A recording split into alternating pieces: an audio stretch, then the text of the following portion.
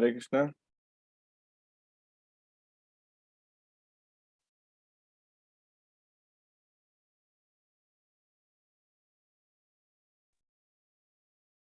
Sankarsan Prabhu, can we start? Hare Krishna Prabhu. I just want to check with Sankarsan Prabhu. Okay.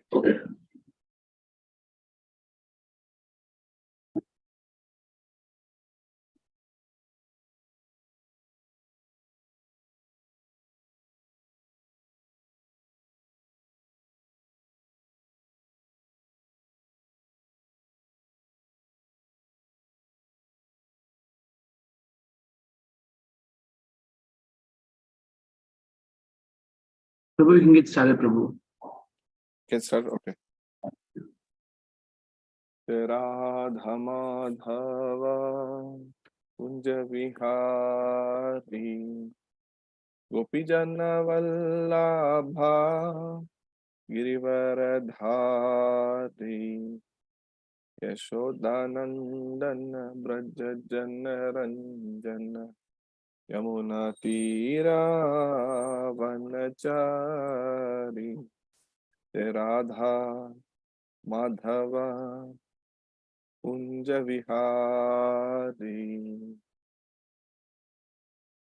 Om Namo Bhagavate Vasudevaya. Om Namo Bhagavate Vasudevaya. Om Namo Bhagavate Vasudevaya. Narayanam Namaskritya Naram Chaiva Narottam Devim Saraswatim Vyasam Tato Jayamutire. Taprayasho Bhaktireshwar Nityam Bhagavate Sevaya Bhagavate Uttamashloke Bhaktir Bhavati Nashti. Hare Krishna. So we are reading today from the Srimad Bhagavatam, 10th canto, the Samam Bonam, chapter 18. This is about killing the demon Pralambasura. So we'll read one verse, follow the format, and then discuss the pastime of this Leela. So 10, 18, 27. Share.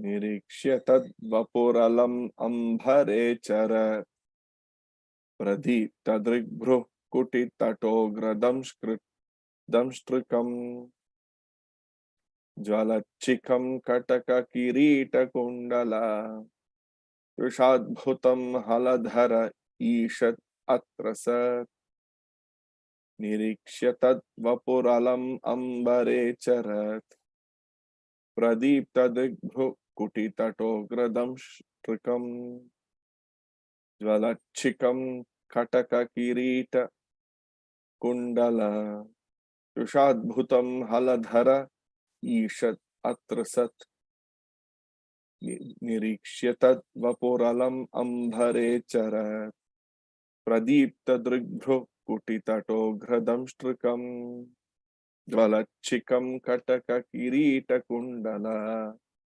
Yushadbhutam Haladhara Ishadatrasat. Nirikshya, seeing, tat, of Pralambasura, vapuhu, the body, alam, quickly, ambare, in the sky, charat, moving, pradipta, blazing, drik, his eyes, bhrukuti, of his frown upon his eyebrows, tata, on the edge, ugra, terrible, damshtrikam, his teeth, jvalat, fiery, shikam, hair, kataka, of his armlets, kirita, crown, kundala, earrings, visha, by the effulgence, adbhutam, astonishing, haladharaha, Lord Balarama, the carrier of the plough weapon, ishat, a little, atrasat, became frightened.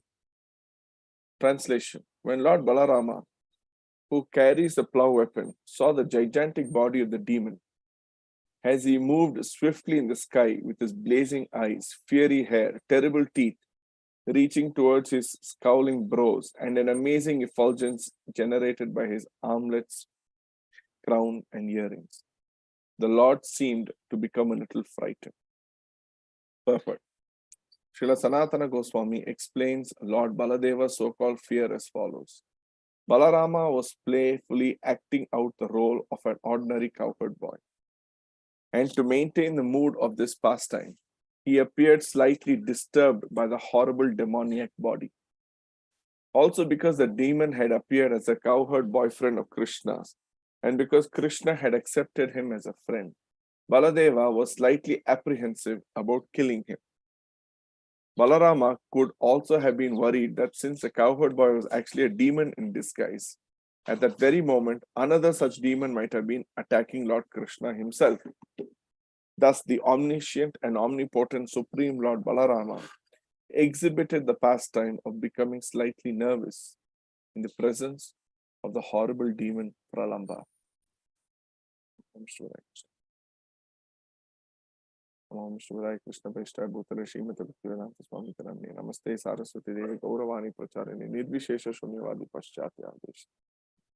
Jai Shri Krishna Chaitanya Prabhu Nityananda Shri Advaita Gadadhara Shivasadi Gaura Bhaktivinoda Pancha Kalpatarubhishcha Kripa Sindhubhyo Patitanam Pavanebhyo Vaishnavebhyo Namo Namah. Hare Krishna Krishna Krishna Hare Hare Hare Rama Rama Rama Hare Hare.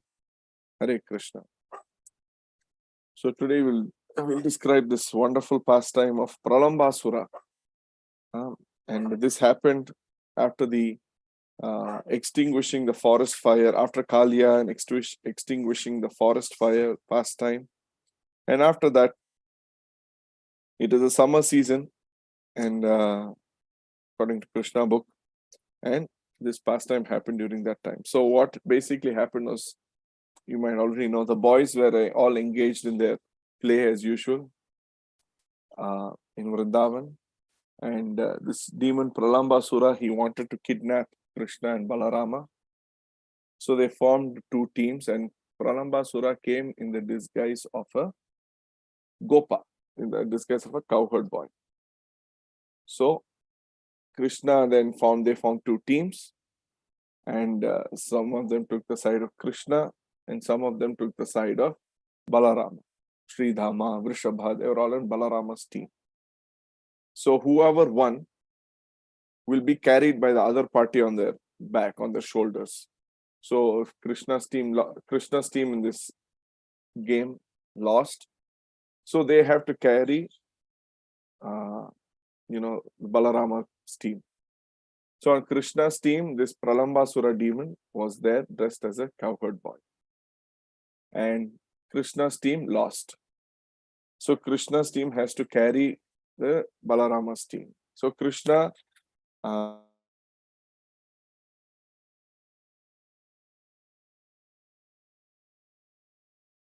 Pralambasura had to carry Balarama.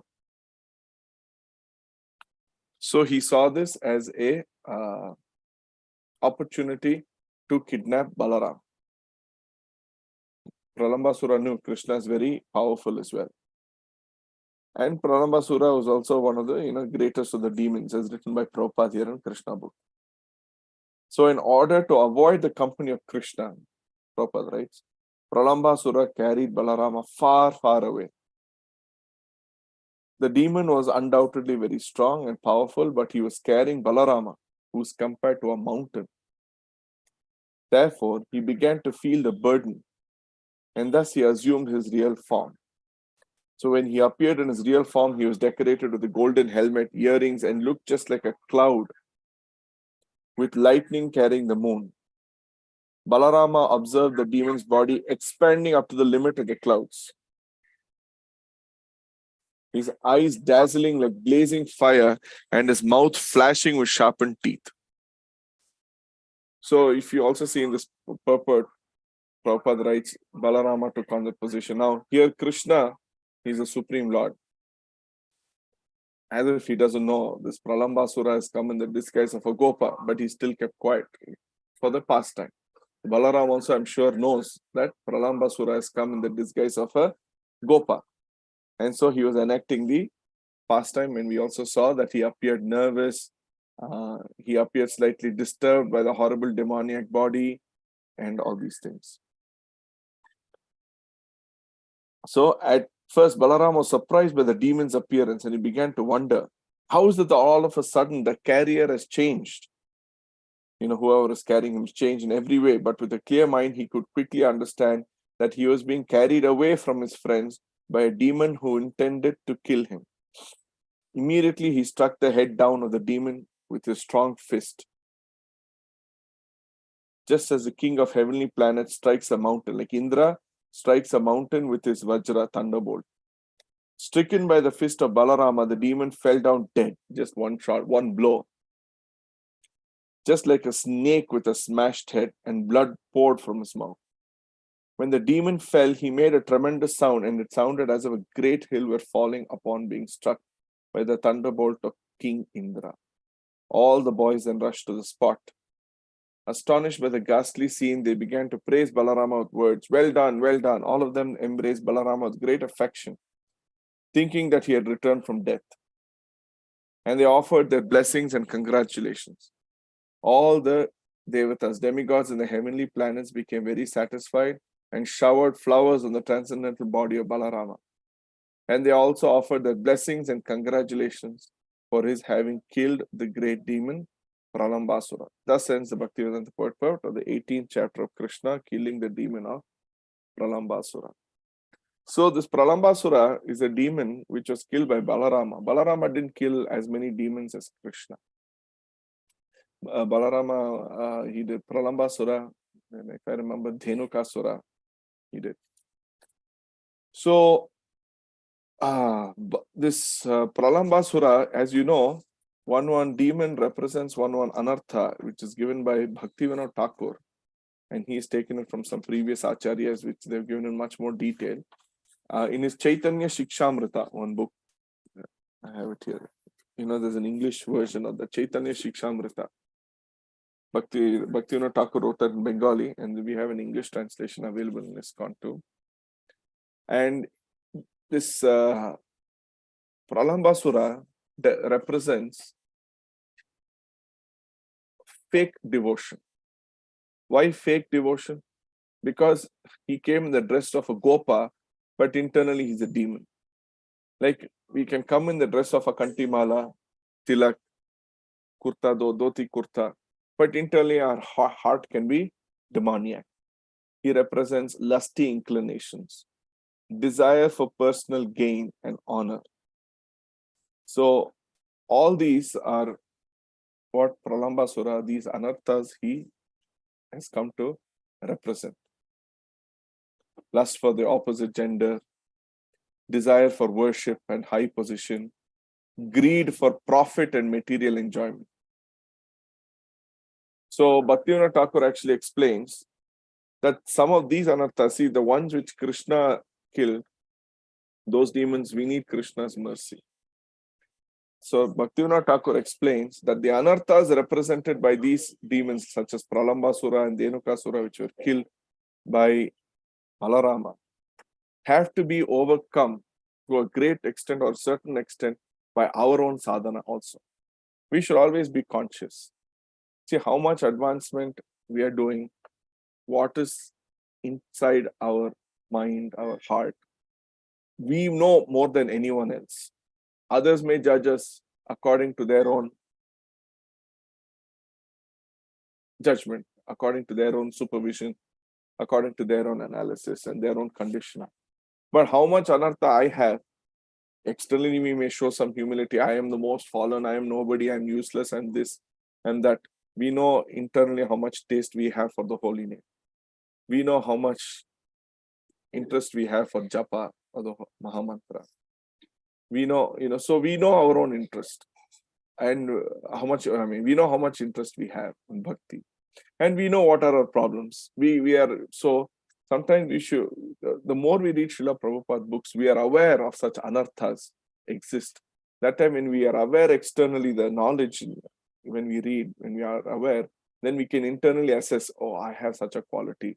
Oh, I want pratishtha. I am doing this because I want fame. I am doing this because I want name, fame, honor. I want people to respect me. I want to be respected like this in the movement. So, and Saraswati Thakur and our acharyas, they have compared desire for name, fame, prestige as hog's stool. They've compared it. So we should never have, even Bhaktivinoda Thakur, when he was going to leave or just before he left, he wrote a letter to Bhakti Siddhanta Thakur. And in that he told him, do not amass, collect knowledge for intellectualism. Use your knowledge for preaching Krishna consciousness. Do not do anything for name, fame, or anything. So those are also a form of sense enjoyment. If someone worships me, and when I walk, if everyone is like, 100 people come to see me, 1,000 people come to see me, then our ahankara can get puffed up. And also what happens is, whenever we go to our guru, we never talk about our downside. We only talk about our own glories. I'm doing so much preaching. I've transformed so many souls. I'm opening a center. I've cultivated so many people, like this. But we never talk about our anarthas. While in the process, I'm getting so many, anarthas. I have this pujala pratishtha. How can I overcome all these things? Because it comes. And I wanted to show you some practical examples of all that. Actually, Saraswati Thakur wrote one article called Deceitful Disciples on the morning of 18th December 1936. So I just wanted to keep this class from our previous acharya's experience and show how some of these examples we can relate to. 13 days before his departure from this world, Srila Bhakti Siddhanta Saraswati Thakur gave an informal talk in his room at Sri Gaudiya Math. It was his last discourse before he became bedridden, not to rise again. He spoke with such amplitude that his cheeks became red.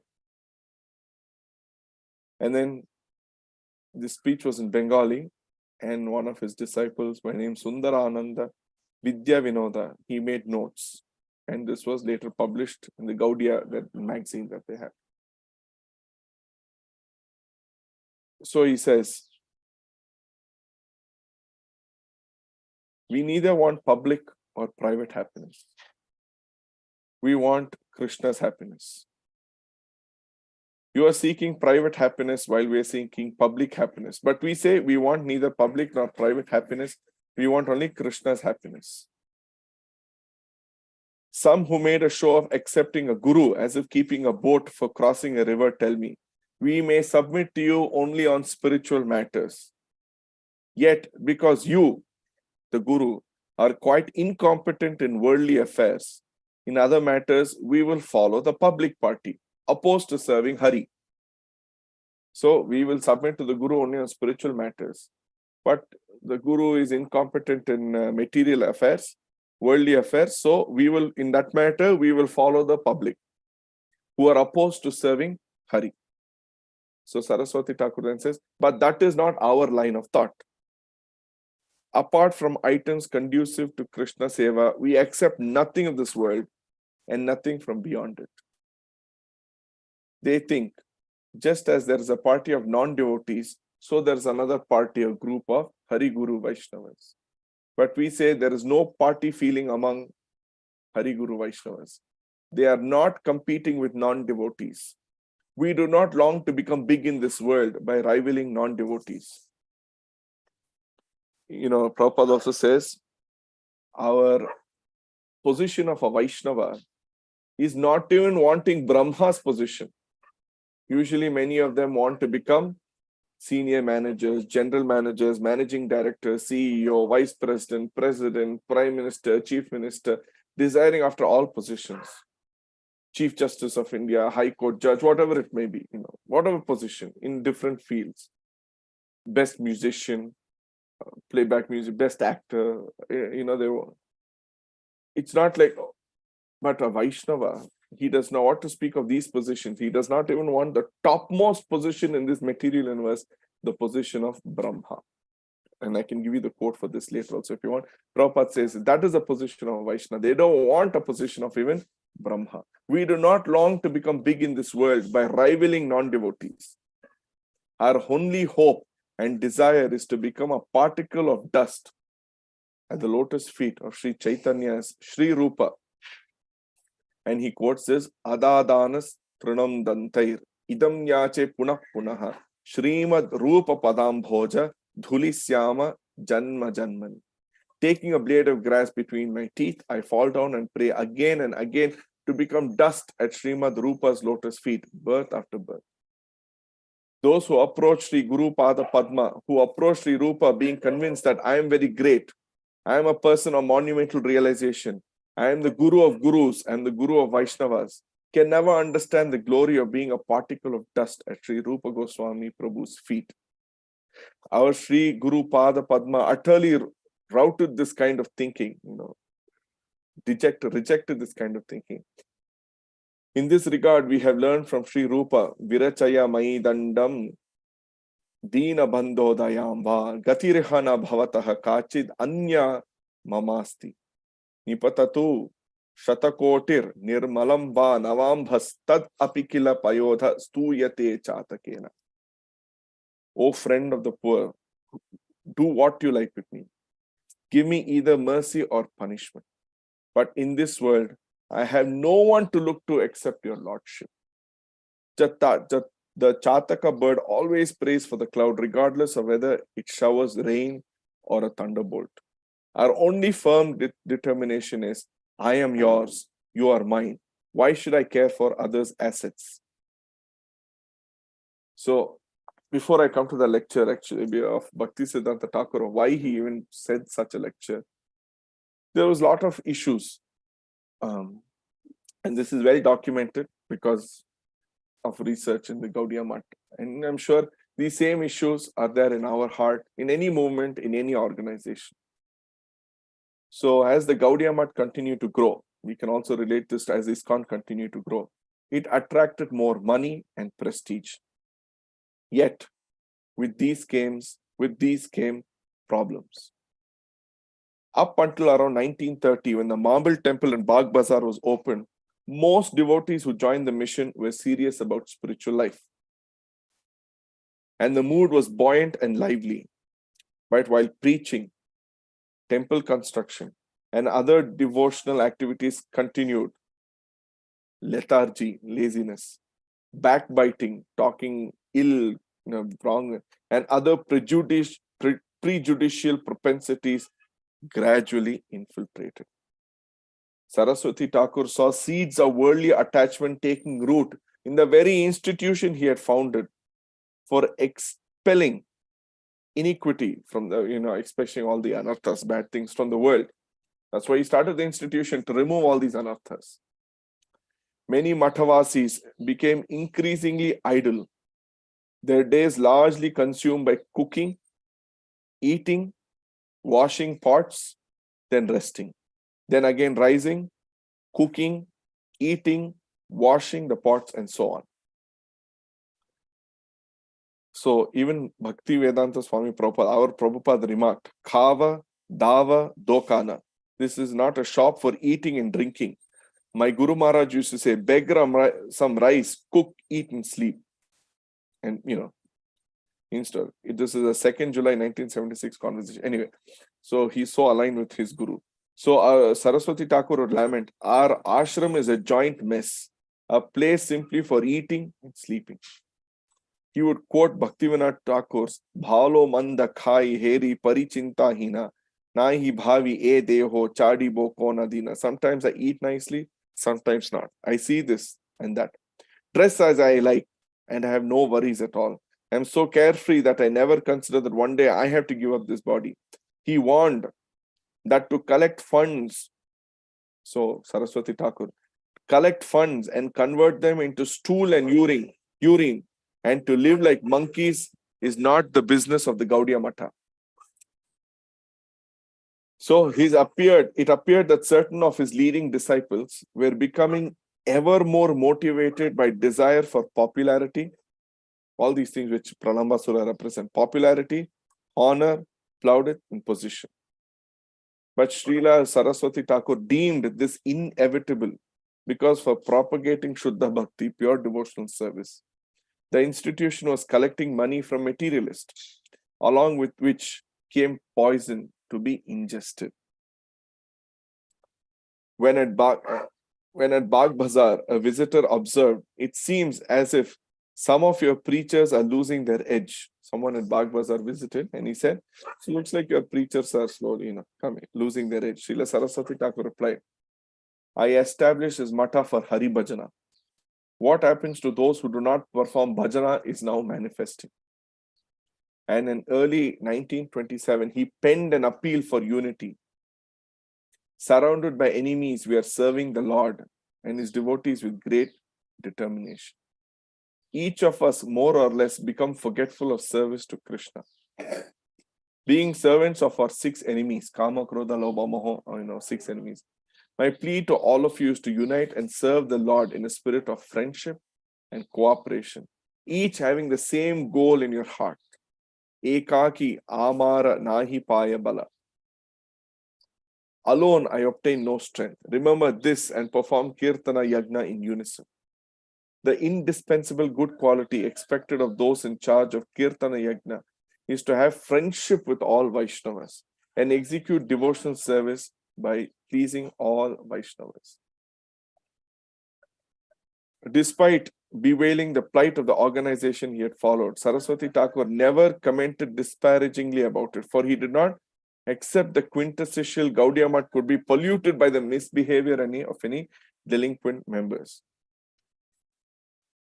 Sri Gaudiya Math does not and cannot have anything in common with those who duplicitously join it with a motive to misuse divine or transcendental knowledge to serve their own selfish ends. Feigned diksha, that means fake diksha, and obtainment of divine knowledge are never identical. Sri Chaitanya and his sincere devotees are eternally present in the Gaudiya Math. Owlish persons incapable of seeing the light are called Mayavadis, Karmis, or wayward non-devotees.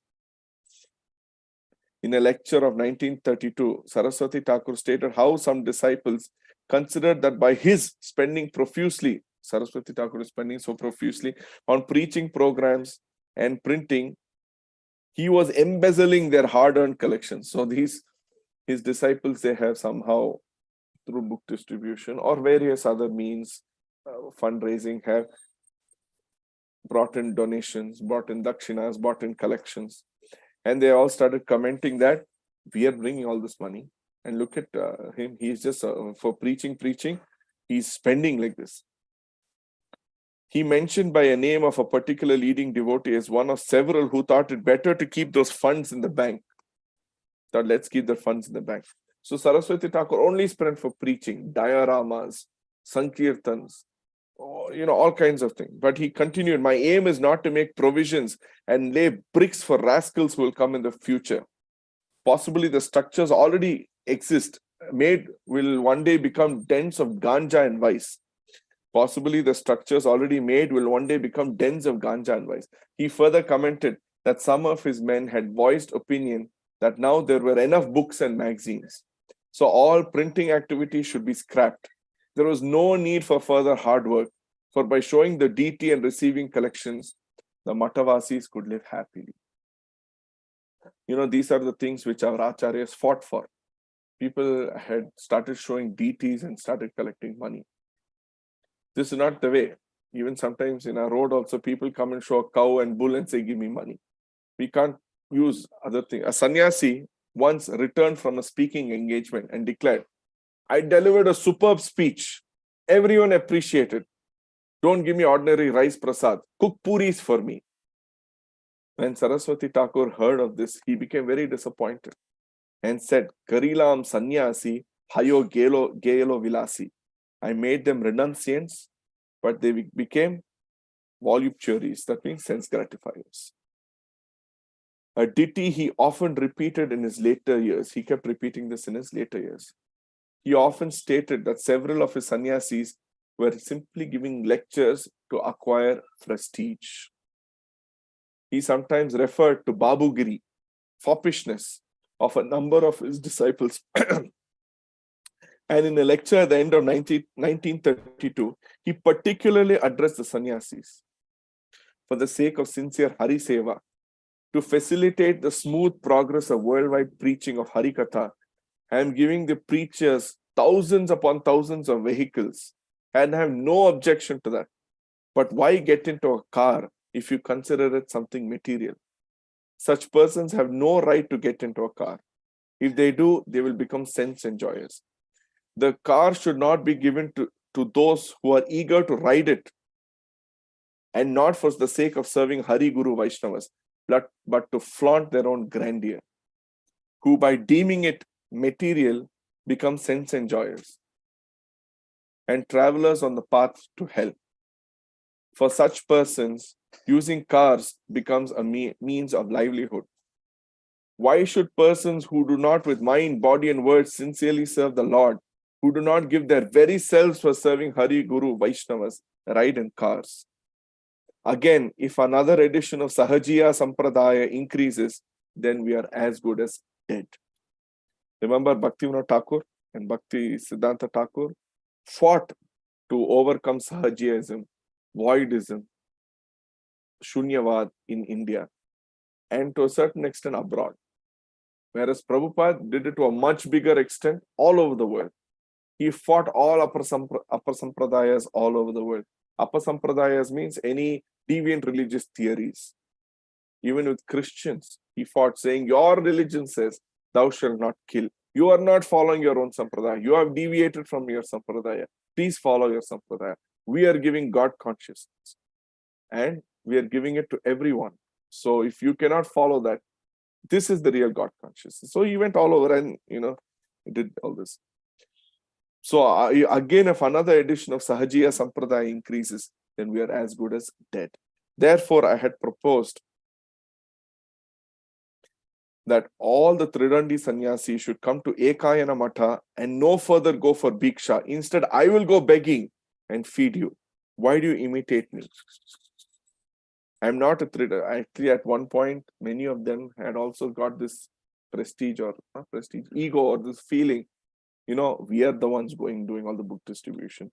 We are the ones going and doing Bhiksha collection. So because of us, the Matha is getting grains and this and that.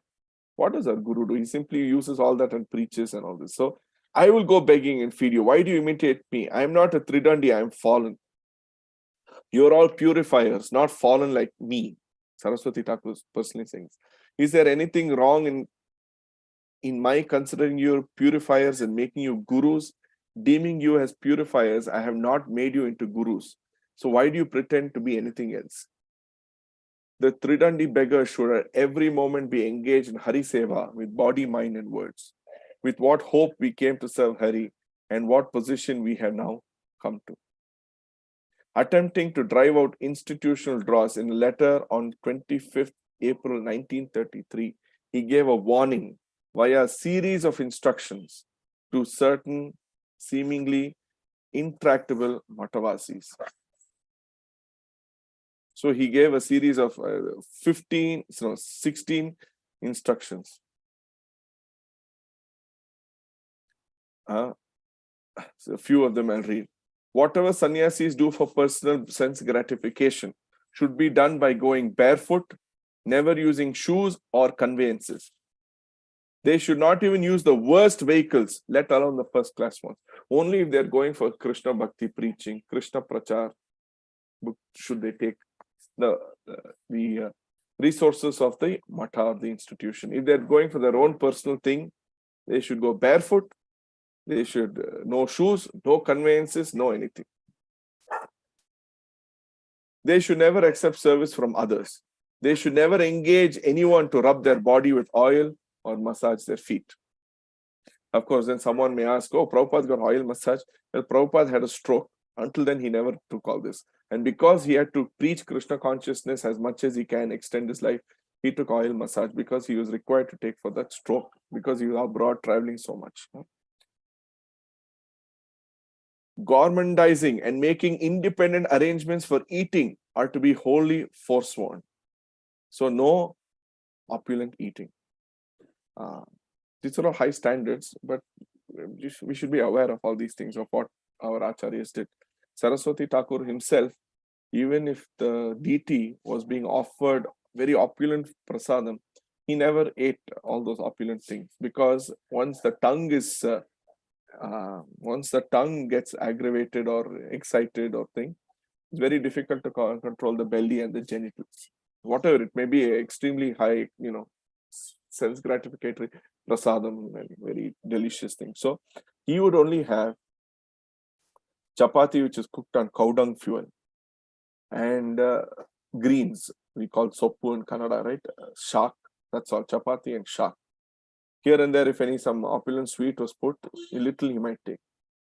And then whoever would take the leftover remaining plate downstairs. If you've seen in Bhagavata, his room is upstairs. They would take it down and then they would distribute it as Mahaprasad. And the person who took, he would call him back and say, who took the tasty prasadam and who took, he wanted to know who honored prasadam in the spirit of devotion and who took the prasadam for sense gratification.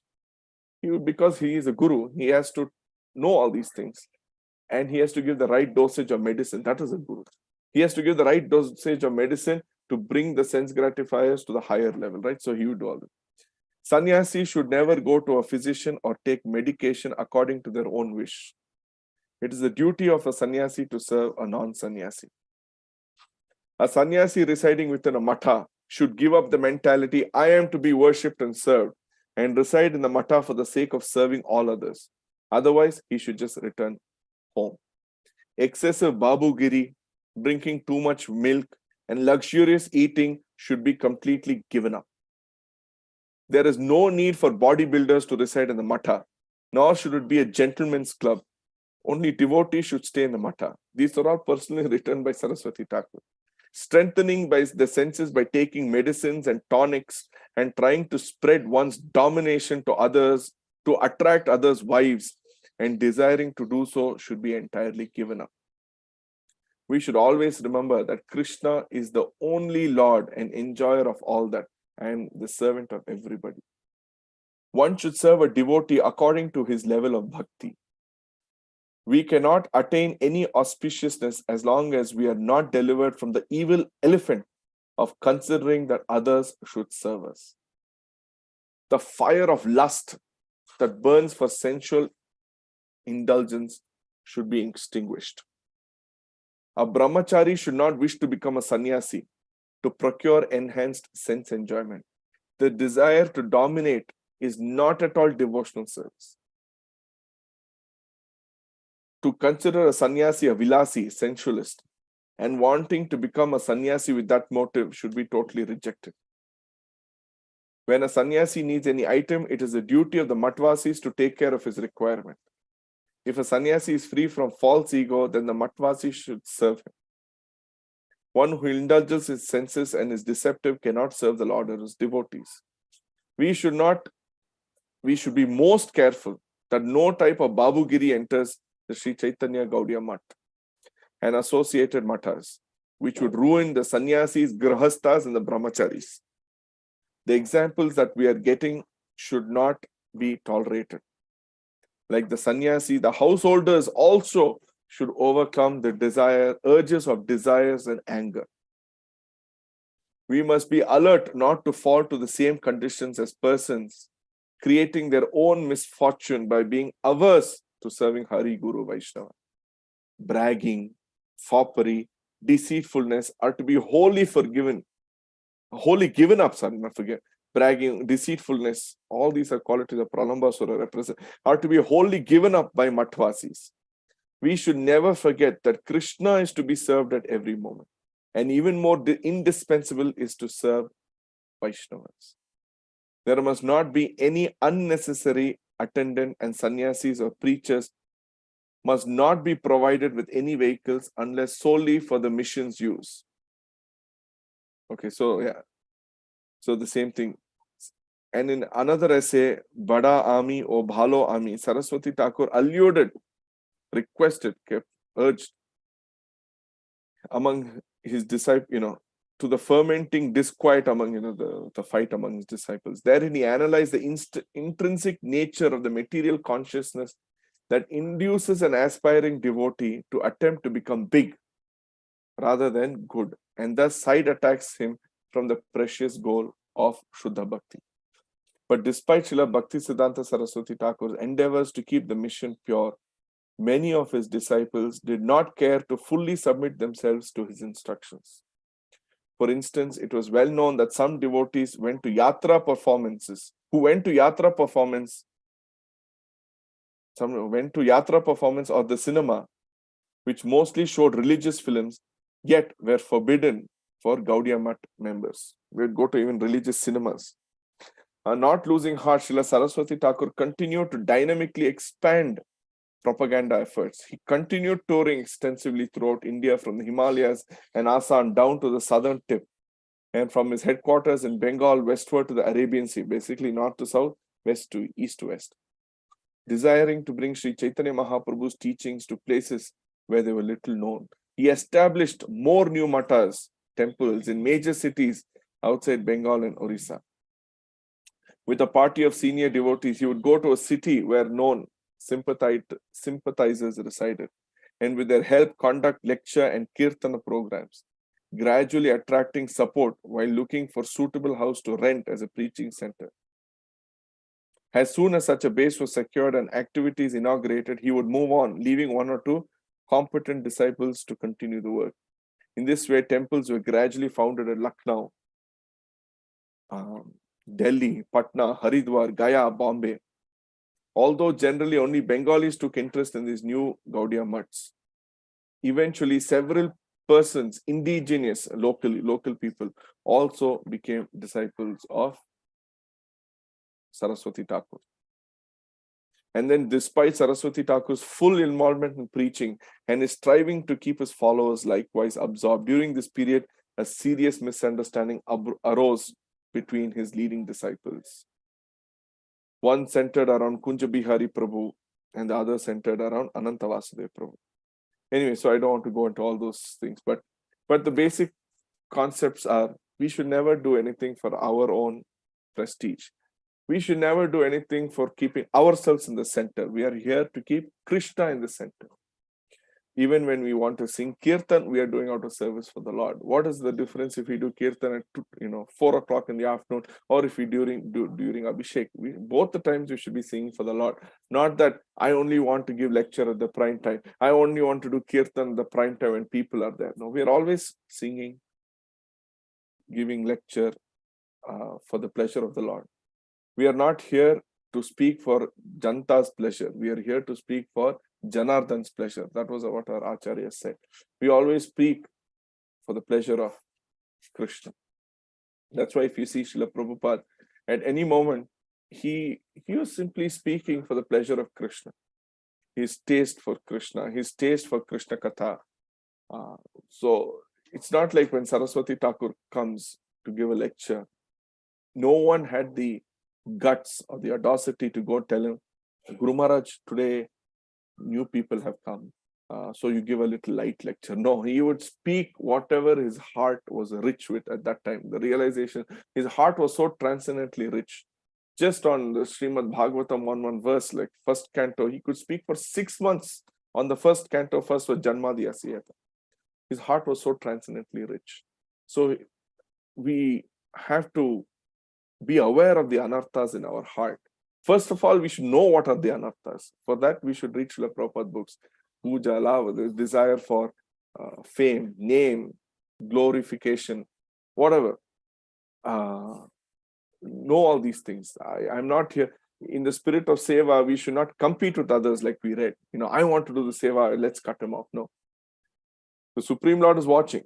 Our desire is to do seva, not compete for any kind of position and wear a false dress like this of a Pralambasura and have something else in our heart. So we will know that, and we can only correct that, or we can put it to a guru and request his guidance, or our mentor or seniors, instead of going to a guru only to tell about our own glories and at home do something else. This is the age of hypocrisy, unfortunately. So hypocrisy will be there, whether you like it or not. It's there in us. So we have to be aware of these things and be humble in a way, like even Bhaktivinoda Thakur, the greatest Vaishnava, says, Amara Jivan Sada Paperata. He fully lists all these things, saying, I have them to the greatest extent. So I have to purify myself. That's a great position of a Vaishnava. So I will just conclude here. And any questions or any comments or anything I can answer, I will try my best. Hare Krishna.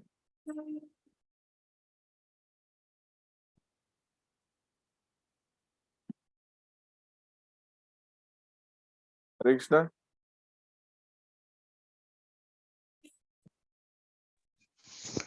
Hare Krishna, Prabhu. Thank you so much. This is a wonderful story of Pralambasura, and then from there the anarthas that creep in for the devotees. So nicely you compared the two. So it was so wonderful to hear the mood of His Holiness Bhakti Siddhanta Saraswati Goswami Maharaj. So very nice lecture, very, very wonderful, very relevant, and also taking shelter of Balaram. How important it is, especially at the eve of Balaram Jayanti. So thank you, Prabhu. So there's so much points that came out, so many learnings for me, very inspiring. Thank you so much, Prabhu. So I'd request devotees to kindly, if there is any comments or questions, please go ahead.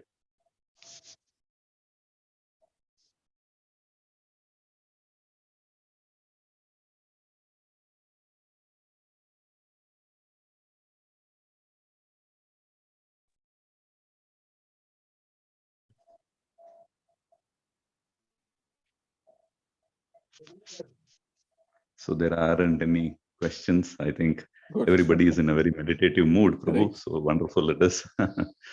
So thank you so much. One minute, Prabhu. Hare Yes, Krishna, yes, Prabhu. Hare Krishna, Prabhu. Go ahead. Prabhuji's lecture was very, very nice, Prabhu. One point which touched our heart is we should use our intelligence only for the glorification of the Lord.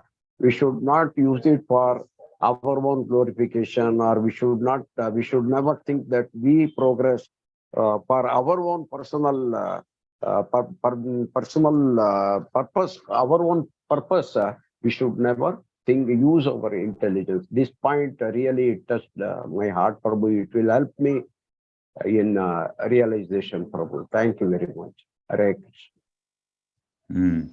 Thank you, Balram Prabhu. In fact, when you were saying this, and then after hearing to Radharamana Prabhu's class, I was actually wondering why they say, there is this thing they say, like in front of your guru, you have to appear like a fool, or you should be like a fool.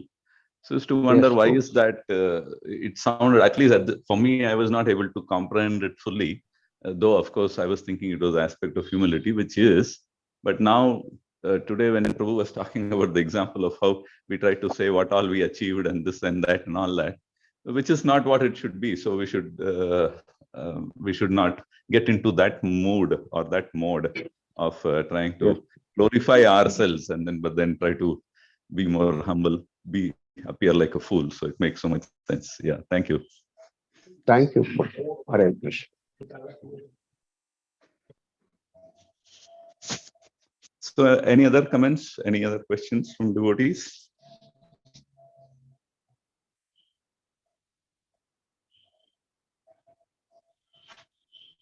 Okay. All right, Prabhu. So I think continuing with that mood, I think you can go ahead and then conclude the session today, Prabhu. Srimad Bhagavatam ki jai. Jai. The Prabhupada ki jai. Thank you. Hare Krishna. Hare Krishna. Then offering obeisances to all the Vaishnavas. Vancha kalpatarubhyascha kripa sindhubhyevacha patitanam pavanebhyo Vaishnavebhyo namo namaha. Ananta Koti Vaishnavanda ki jai. Srila Prabhupada ki jai. Gurudev ki jai. Grantaraj Srimad Bhagavatam ki jai. And Balram Jayanti Mahotsav ki jai. So Prabhu, once again, thank you so much for the nectar. Thank you very much. Hare Krishna. Hare Krishna. So we'll end the session for all. Thank you.